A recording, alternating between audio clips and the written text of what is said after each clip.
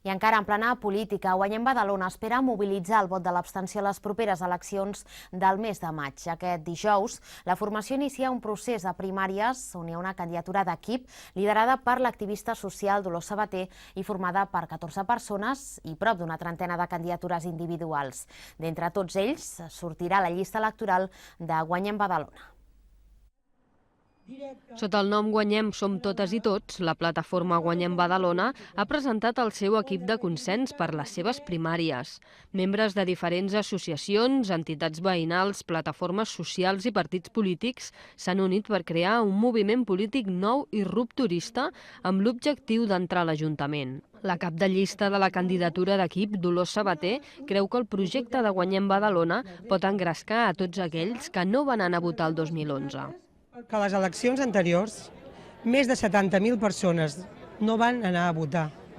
En realitat, qui va guanyar les municipals de fa 4 anys va ser l'abstenció. D'acord?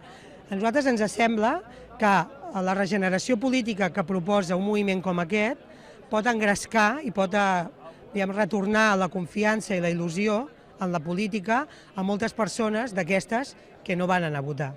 Des d'ahir fins al proper 18 de març, les prop de 1.100 persones que formen part del consens de Guanyem Badalona podran emetre 10 vots que es podran repartir entre la candidatura d'equip i les individuals. Segons la portaveu de Guanyem Badalona, Mercè Cabrera, aquest serà un procés històric d'eleccions primàries a la ciutat. Hem tingut que, primer, crear tot el cens, és a dir, la gent que ha signat els manifests, el que és el codi ètic i el reglament, tota aquesta gent seran els que conformen que fins ara tenim més de unes 1.100 persones. És a dir, que serà un procés històric a la ciutat de Badalona, un procés de primàries d'aquesta mena.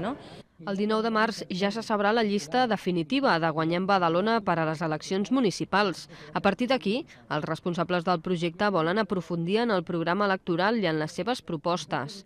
Guanyem Badalona convida a qualsevol ciutadà a sumar-se al seu projecte a títol personal i assegura que de moment no s'han plantejat acords amb altres formacions polítiques.